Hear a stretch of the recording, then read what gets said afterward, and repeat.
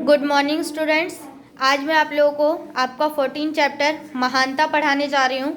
इस चैप्टर में बच्चों लेखक ने इस अध्याय के माध्यम से, इस कहानी के माध्यम से यह दर्शाया है कि जो सज्जन पुरुष होते हैं, सज्जन मनुष्य होते हैं, वो जीवन भर किसी का एहसान नहीं भूलते हैं। अगर कोई उन पर एहसान कर दे तो उसका जीवन भर उसको नहीं भूलते हैं। और समय आने पर यदि उस व्यक्ति को किसी सहायता की आवश्यकता भी होती है तो उसकी सहायता भी करते हैं, सहर्ष उसकी सहायता भी करते हैं। तो मैं ये चैप्टर आप लोगों को महानता रीडिंग करने जा रही हूँ। ठीक है, आप लोग ध्यान से देखेंगे और सुनेंगे। दक्षिण में 5 गांवों की एक छोटी सी रियासत थी।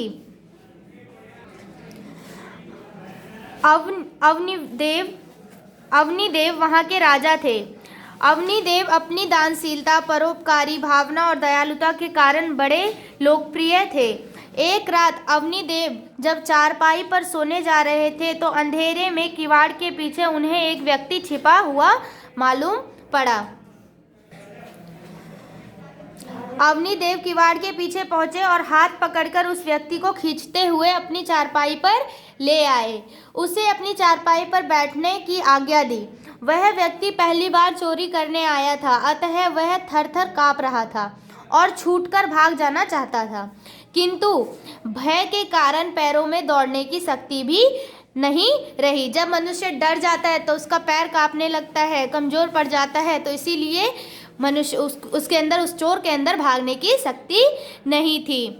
अवनीदेव ने उसे अपनी चारपाई पर बैठाया और उसके भय को दूर करते हुए बोले, डरो मत, मेरे रहते हुए तुम्हें कुछ नहीं होगा, किंतु तुम्हें सत्य बताना होगा कि तुम यहाँ क्या करने आए थे। युवक बोला, जो चोरी करने आया था। उस युवक ने जवाब दिया, श्रीमान, मैं पहली बार चोरी करने आया था और पकड़ा गया। वह रोते रोते बोला, अब मेरी माँ का क्या होगा? उसे जब चोरी में मेरे पकड़े जाने का समाचार मिलेगा तो वह तो आत्महत्या कर लेगी। मैं कुपुत्र ही नहीं, अपनी बीमार माँ का हत्यारा भी कहलाऊंगा। तुम किसी कुलीन घराने के युवक ज्ञात होते हो? राजा अवनीदेव ने प्यार भरी वाणी में उससे कहा। हाँ श्रीमान, वह युवक बोला। तो चोरी करने की आवश्यकता क्यों पड़ी? राजा ने प्रश्न किया। युवक, महाराज, मेरे पिता वज्रसेन आपके पड़ोसी राज्य के बहुत बड़े व्यापारी थे।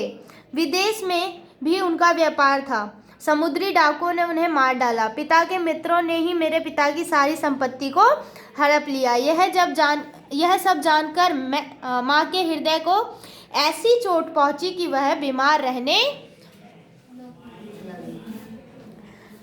लगी। पर जो कुछ था वह सब माँ की बीमारी में खर्च हो गया।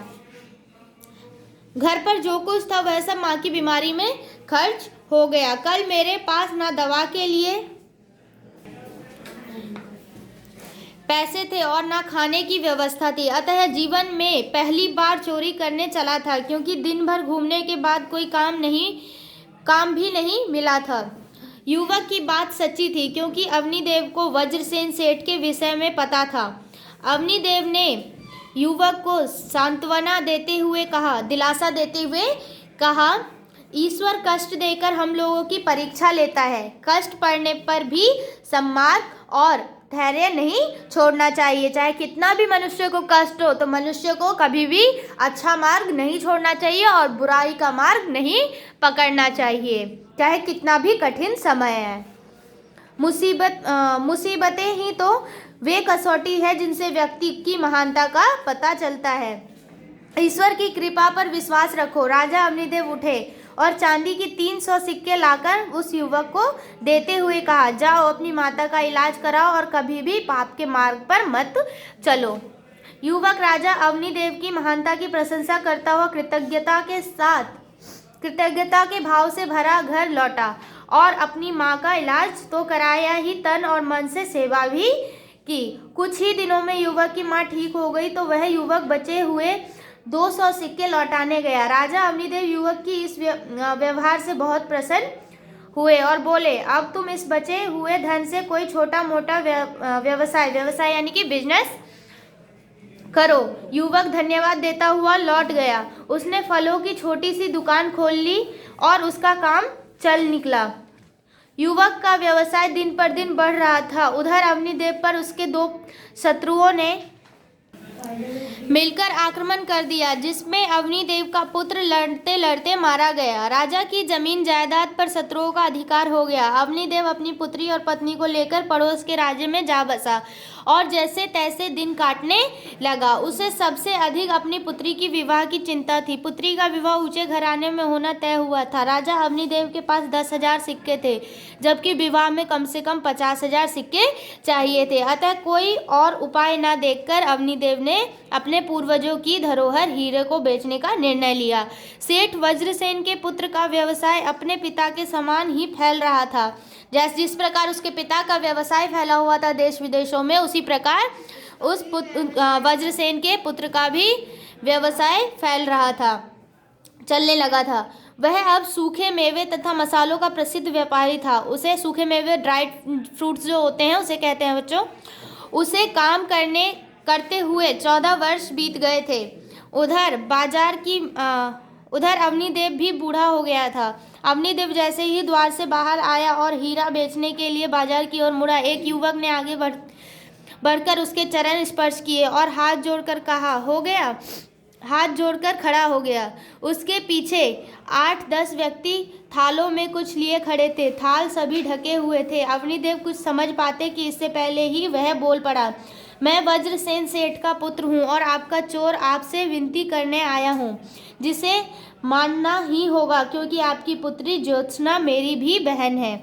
दोनों घर के अंदर पहुँचते हैं और वे 8-10 थाल भी अंदर पहुंचा दिए गए। अवनीदेव कुछ कहना चाहते थे, तभी वज्रसेन का पुत्र पैर पकड़कर कुछ भी न कहने के लिए विनती करने लगा। सेठ के पुत्र के आंसुओं से अवनीदेव के पैर भीग रहे थे और अवनीदेव की आंखों की आंसू से सेठ के पुत्र के सिर को भिगो रहे थे। ज्योत्सना एवं उसकी माता तथा साथ आए कर्मचारी अवाक होकर दो महान पुरुषों के अर्थात चुप होकर 2 महान पुरुषों के अनूठे मिलन को देख रहे थे। सभी की आंखें गीली थी।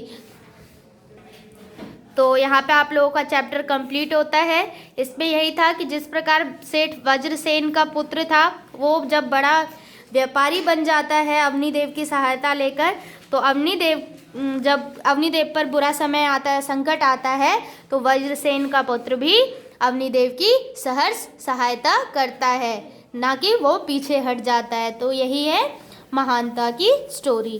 तो आप लोगों को स्टोरी रीडिंग करनी है, ठीक है, इसके वर्ड मीनिंग नोट करने हैं।